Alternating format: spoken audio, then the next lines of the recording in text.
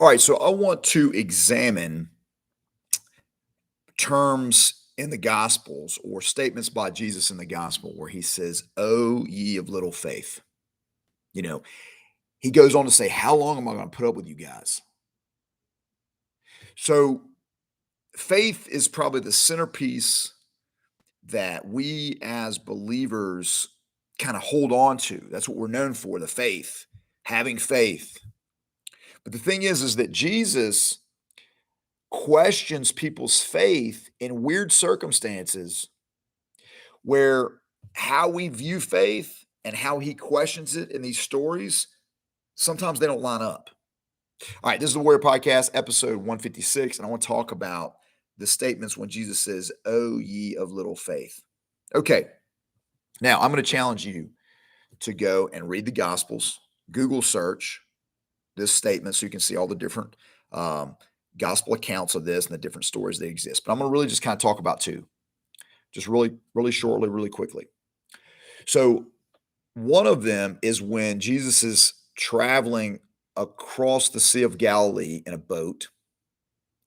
And the other is when he comes down from the Mount of Transfiguration and he finds his disciples arguing with religious leaders about the lack of an ability to heal a young boy or a young man. All right, so the first one, basically, Jesus has done a bunch of miracles, and now these guys are going to go cross the Sea of Galilee in a boat. Now, remember who Jesus is with. He's with a bunch of fishermen. Okay. These guys know what it's like to be on a boat. They know what it's like to be in a storm, a tempest on a boat. They have been in it or they've heard stories about it. They're pretty familiar with the circumstances of being in a boat, in a storm, and what happens. So, that first story, Jesus says, "Let's go to the other side." And I think that's key to our discussion here today is Jesus tells them, "Let's go to the other side." And so as they're traveling across that sea, Jesus is asleep in a certain portion of the boat with his head on a pillow, taking a nap. Okay. And so the storm comes, it starts getting crazy. And you can probably imagine the disciples are like, okay, it's not so bad. And then it starts to get really bad and they start freaking out. And they go and they wake up Jesus. Now, if you look at the account, I like the one in Mark the most. Like I said, go and find it. It's your job to do the due diligence. Sometimes we get spoon fed by people that speak God's word. Let's go get in it. So they go to Jesus. They wake him up and they say to him some key words here. They say, "Don't you care that we're perishing? Don't you give a crap that we're about to end up in the bottom of the sea and you're doing nothing about it, Jesus?" So does Jesus get up and go, "How dare you?" and all these things, or does he freak out? No. He immediately stands up. He says, "Peace be still," on the storm, and it becomes like glass, right? The storm went from this crazy raging thing to this glass. And he turns to them, he calls them, he says, "You have little faith. How long am I going to put up with you?" Now he doesn't say it to them there, but it's basically like, "What is your deal? How come you have no faith?" And they freak out. They're greatly amazed, it says. And they're like, "What manner of man is this that even the wind and the waves obey him?" What manner of man is this? So what happened there is their view of Jesus radically changed in that moment. They viewed him as a guy who didn't care they were perishing. He either didn't care or he was incapable of doing anything about it in their minds and their belief. And he went to this other person who they had no idea who they were dealing with, and it scared them. And he says, the wind and the waves, they say, obey him. Who is he? Who is this guy? Their faith changed. So here's the thing. It's not that they didn't believe that Jesus could do these things. They just didn't put two and two together that he could. And so their faith in him changed. They had little faith in him, not about if they'd be saved or not, but that he would be the one to do it or be willing to do it. So their faith at the moment was like he was a God that was going to let them perish, but they didn't listen to his words beforehand when he said, "Let's go to the other side."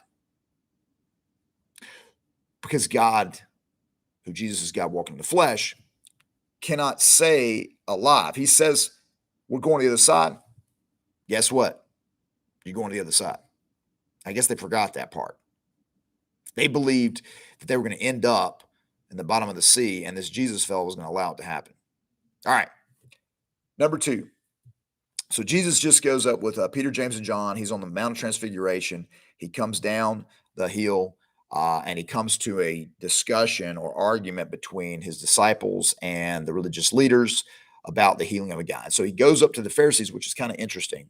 He goes up to them and he says, "What are you arguing with them about?" Talking about his disciples. He doesn't go to his disciples and say, "What are you guys arguing with them about?" Like, "Hey, brief me up, guys, before I get involved in this." He walks to the Pharisees and he says, "What are you arguing with them about?"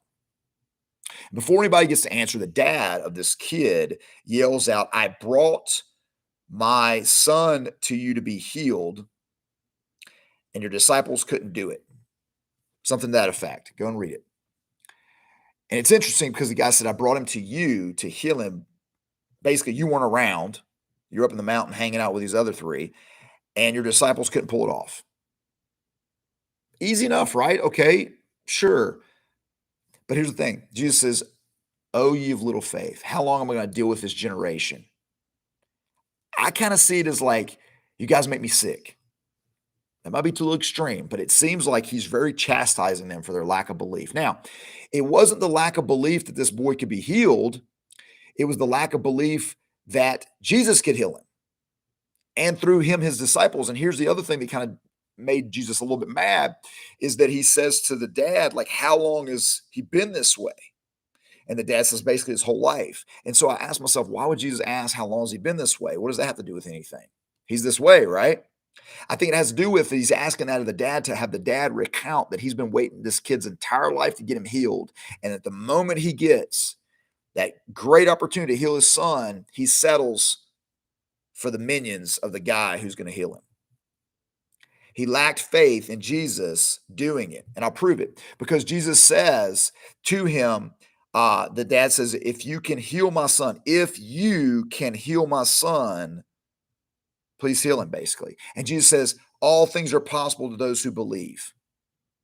See, the dad believed his son could be healed because why bring him to Jesus otherwise? That makes no sense. But he didn't know if Jesus could do it or not. Because if you go back and look at that phrasing beforehand, when Jesus says, "Oh, you little faith, how long am I going to put up with you guys? Bring him to me. How long am I going to be with you? Bring him to me, that I'm the one that heals, not these cats. I'm the one that heals. Bring him to me." How long has this been going on? His whole life. So let me get this straight. You waited till right now to bring him to me and you settled for my guys. All things are possible for those who believe. And the dad says, "I believe, help my unbelief." And I firmly believe the dad believed the son could be healed. He just didn't know if Jesus could do it or not. And Jesus did. And Jesus did. Now, later on, depending on the version, Jesus goes to his disciples later on and says to them, they ask, "Hey, why couldn't we do it?" And Jesus says something kind of unique. He says, "These can only come out by prayer and fasting." Some versions just prayer, right? Prayer and fasting. I like the prayer and fasting one, right? Because what is prayer and fasting? Prayer is going to God with a problem that only God can solve, especially when it talks about, healing. And what is fasting? Fasting is denial of self to where you deny a normal thing like hunger so that you can focus on God. So you can really focus on God. It's really denial of your powers. And if you think about that in the context of that miracle, deny your ability to do things. Put your faith in God alone, Christ, to solve your problem, knowing he will do it and he's willing and he's able to do it. That is the faith. Deny self, go to God, pray to him. So now we see two versions of faith that are centered on Jesus. Remember, faith has to have an object, and that object is Jesus, not what he's going to do or you want him to do or may do, but it's him.